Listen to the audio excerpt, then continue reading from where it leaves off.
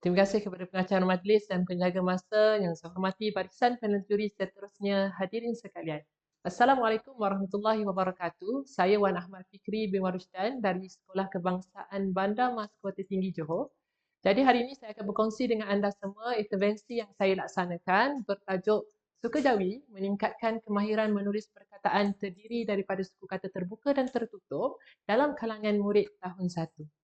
Hadirin sekalian, untuk pengetahuan semua, bidang Jawi adalah salah satu bidang dalam pengajaran pendidikan Islam di sekolah rendah. Dalam kurikulum standard sekolah rendah, dalam buku teks pendidikan Islam di sekolah rendah itu, 100% menggunakan tulisan Jawi. Jika hadirin lihat dalam slide yang ditunjukkan, semuanya menggunakan tulisan Jawi dalam penyampaian maklumat konteks pembelajaran pendidikan Islam di sekolah rendah. Bahkan dalam ujian akhir sesi akademik dan pentaksiran bilik darjah juga, murid menggunakan tulisan Jawi untuk menjawab pentaksiran tersebut. Makna kata sekiranya murid tidak menguasai tulisan Jawi dengan baik, bagaimana mungkin untuk mereka menguasai mata pelajaran ini dengan baik? Kita lihat kajian Muhammad Saifun dan rakan-rakan 2024 menunjukkan bahawa tanpa penguasaan Jawi yang baik, murid tidak akan dapat untuk menguasai mata pelajaran pendidikan Islam ini dengan baik.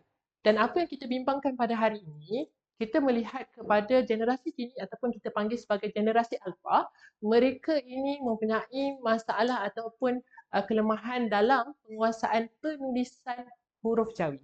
Kita lihat buktinya, kajian Aminuddin dan rakan-rakan 2023 membuktikan bahawa penguasaan paling lemah murid sekolah rendah adalah dalam kemahiran penulisan Jawi.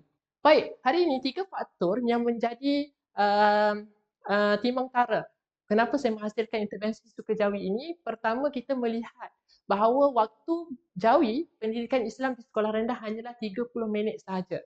Bila waktunya hanyalah 30 minit sahaja, aktiviti yang dilaksanakan juga terhad dan kurang pembelajaran secara berterusan. Maka bila ada kajian yang menunjukkan kepada terdapat penguasaan lemah dalam kemahiran penulisan, maka saya laksanakan pemerhatian dan semakan bertulis daripada lembaran kerja yang saya berikan kepada murid saya. Hasilnya, murid belum menguasai kemahiran menulis perkataan terdiri daripada dua suku kata terbuka dan tertutup dalam Jawi. Dan ini adalah sesuatu yang kita sangat bimbangkan.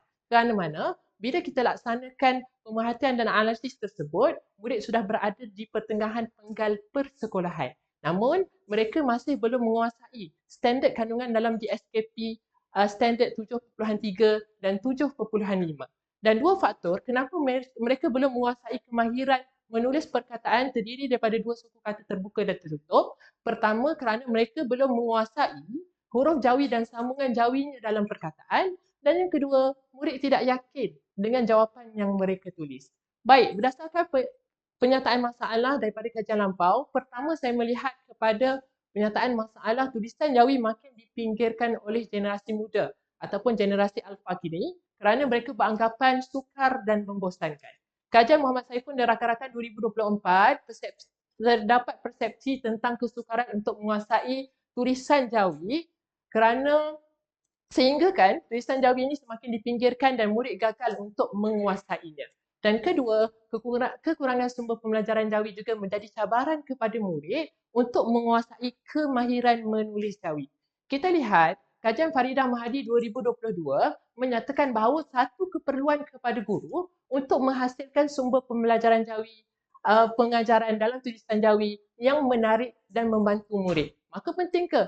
Sangat penting. Kerana Muhammad Fikruddin 2022 menjelaskan bahawa sumber pengajaran yang terhad menjadi cabaran kepada murid untuk menulis perkataan Jawi dengan baik. Jika isu ini tidak diatasi, keputusan PBD murid juga akan merosak seterusnya, murid kehilangan murid, minat dan keyakinan untuk mempelajari Jawi pada masa akan datang. Maka fokus kajian kita, murid tidak dapat menulis perkataan terdiri daripada dua suku kata terbuka dan tertutup dengan betul, melihatkan kepada murid sukar menyambung sambungan huruf Jawi dengan betul kerana keliru dengan pembentukan sambungan huruf Jawi. Maka satu intervensi kreatif yang diberi nama sebagai intervensi suka Jawi menggabungkan pendekatan blended learning dan kaedah self-directed learning dalam proses pembelajaran yang berterusan sama ada dalam PDPC maupun di rumah. Maka dua objektif kajian kita. Pertama, 20 orang murid tahun 1 dapat menulis perkataan yang terdiri daripada dua suku kata terbuka dan tertutup dengan betul selepas menggunakan intervensi suka Jawi. Kedua, menambah baik amalan PDPC dengan mengaplikasikan aktiviti pembelajaran yang menyeronokkan berdasarkan pendekatan blended learning dan kaedah self-directed learning menggunakan intervensi sukajawi. Baik, metodologi kajian, kumpulan sasarannya adalah kepada 20 orang murid tahun 1 di Sekolah Kebangsaan Bandar Mas, merangkumi 12 orang murid lelaki dan 8 orang murid perempuan yang memperoleh penguasaan yang lemah selepas analisis dokumen dilaksanakan daripada lembaran kerja yang diberikan kepada murid. Kita menggunakan model ADDIE yang berdasarkan 5 langkah pelaksanaan, analisis, reka bentuk, pembangunan, pelaksanaan dan penilaian. Dan kita menggunakan 3 pengumpulan data kajian. Pertama, kita menggunakan pemerhatian, melihat kepada perubahan tingkah laku dan keadaan murid, analisis dokumen dan juga soal selidik. Baik, bagaimanakah pelaksanaan dan tindakan pemerhatian? Sebenarnya, bila mana intervensi sukajawi dihasilkan, di awal pembintangan, saya menyentuh tentang isu 30 minit seminggu yang menjadi cabaran dalam melaksanakan aktiviti pembelajaran jawi yang berkesan. Maka kita hasilkan intervensi sukajawi ini yang boleh digunakan sahaja, bukan sahaja dalam PDPC, malah boleh digunakan di luar PDPC juga. Baik, saya akan tunjukkan kepada anda bagaimana intervensi sukajawi ini digunakan di dalam PDPC. Dalam PDPC kita menggunakan intervensi secara maujud, secara physical hands-on supaya murid dapat memegang sendiri intervensi yang kita laksanakan.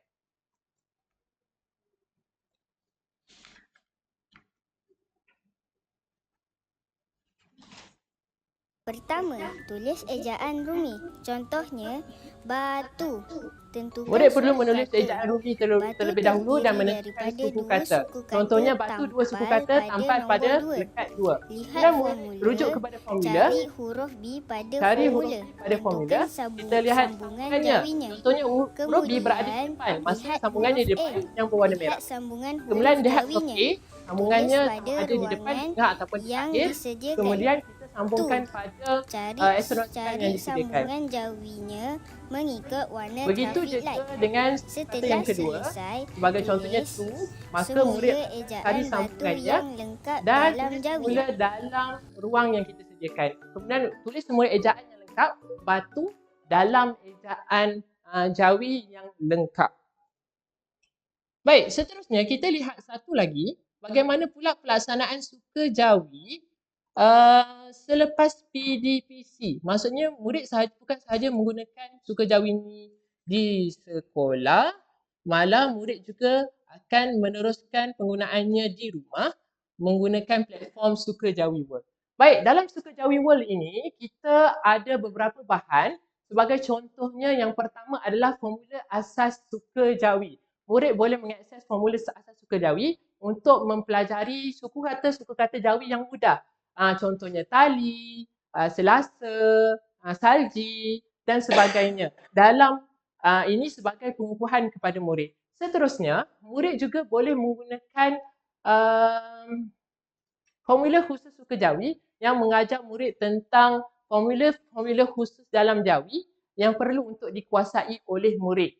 Dan yang paling penting adalah AI Jawi Bot yang digunakan untuk murid menyemak ejaan Jawi di rumah. Kita maklum bahawa guru ada di sekolah, tetapi bila berada di rumah, murid tidak boleh menyemak kerja ataupun kerja Jawi yang diberikan oleh guru. Maka kita menggunakan AI Jawi Bot untuk menyemak kerja tersebut. Contohnya jari. Jadi AI Jawi Bot akan membantu murid untuk menyemak perkataan tersebut. Baju sebagai contohnya. Seterusnya kita lihat juga contohnya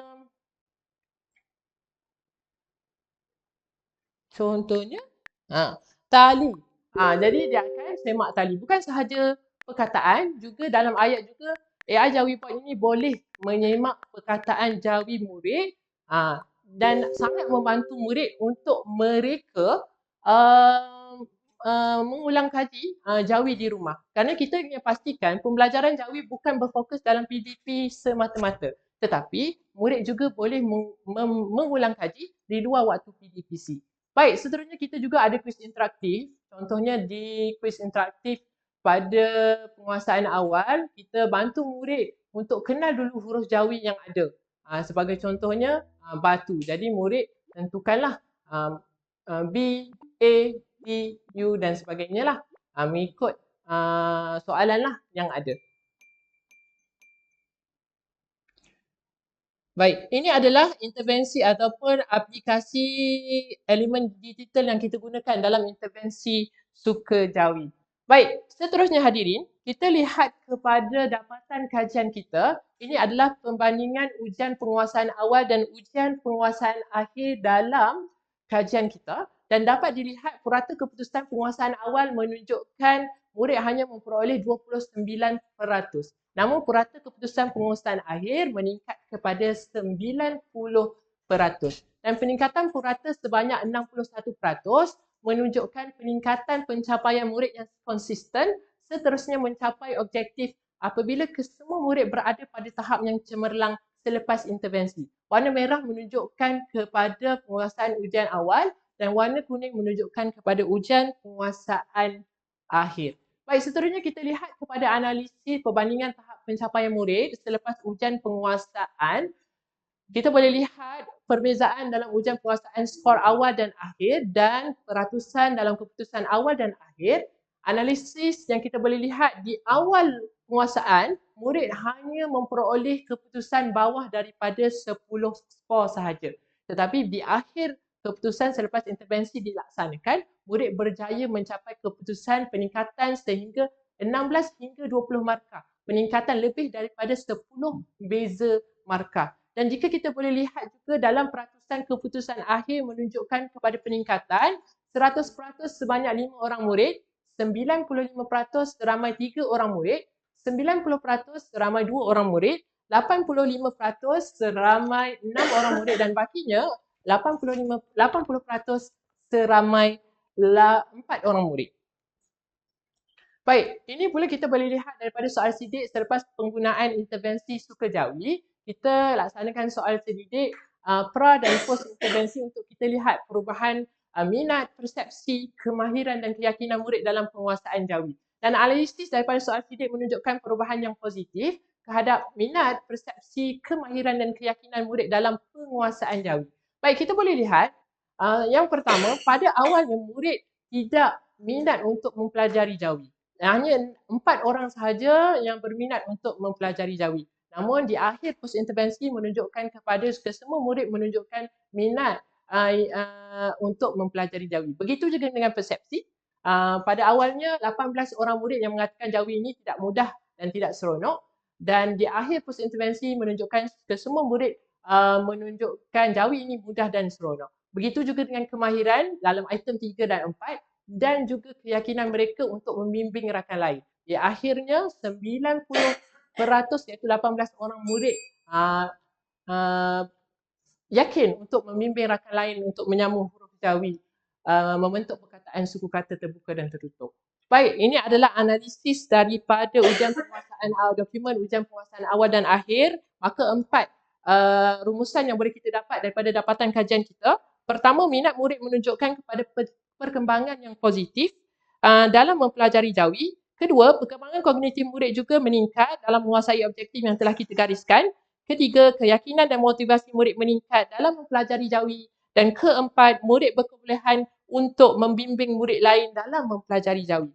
Baik, seterusnya rumusan dan implikasi. Kajian ini berjaya untuk kita tunjukkan peningkatan yang signifikan mencapai 2 objektif yang kita telah gariskan dalam kajian kita. Dan pelaksanaan berasaskan blended learning dan kaedah self-directed learning ini memberikan impak yang positif apabila gabungan aktiviti bersumuka ini diadun bersama integrasi dan digital yang berkesan. Kita lihat kajian Zain dan rakan-rakan 2022 menyokong kepada guru untuk menyediakan pembelajaran bermakna kepada murid dengan pelaksanaan kaedah dan pendekatan baharu dalam pendidikan. Dan peningkatan penguasaan adalah kesan daripada peningkatan motivasi dan keyakinan murid selepas menguasai pembelajaran jawi berdasarkan kajian Muhammad Hafizah dan Muhafizah 2021. Dan peningkatan yang signifikan ini juga kita membuktikan keberkesanan intervensi kita dalam penguasaan murid dalam jawi. Baik, cadangan penambahbaikan. Pertama, guru perlu untuk mempelbagaikan pendekatan pengajaran yang sesuai dengan tahap penguasaan dan situasi murid. Kita lihat kajian Nurul Syala dan rakan-rakan 2022 yang menekankan tentang kepentingan keprihatinan guru dalam kita menentukan aktiviti pembelajaran yang menyeronokkan untuk murid. Seterusnya, kedua, guru juga perlu bijak untuk merancang aktiviti pembelajaran yang menyeronokkan agar murid dapat memupuk minat dan terlibat aktif dalam PDPC. Kita lihat kajian Zina Rakan-Rakan 2022 yang menjelaskan tentang aktiviti yang menyeronokkan juga dapat menunjukkan hasil cemerlang, seterusnya memotivasikan murid untuk terus belajar dengan lebih baik. Kesimpulannya, pembelajaran tidak terbatas dalam PDPC semata-mata, dan kita sebagai guru, kita perlu kreatif untuk kita hasilkan pembelajaran bermakna yang berterusan merentasi silibus kita, menjadikan kelestarian persekitaran pembelajaran yang menyeronokkan. Sekian, terima kasih.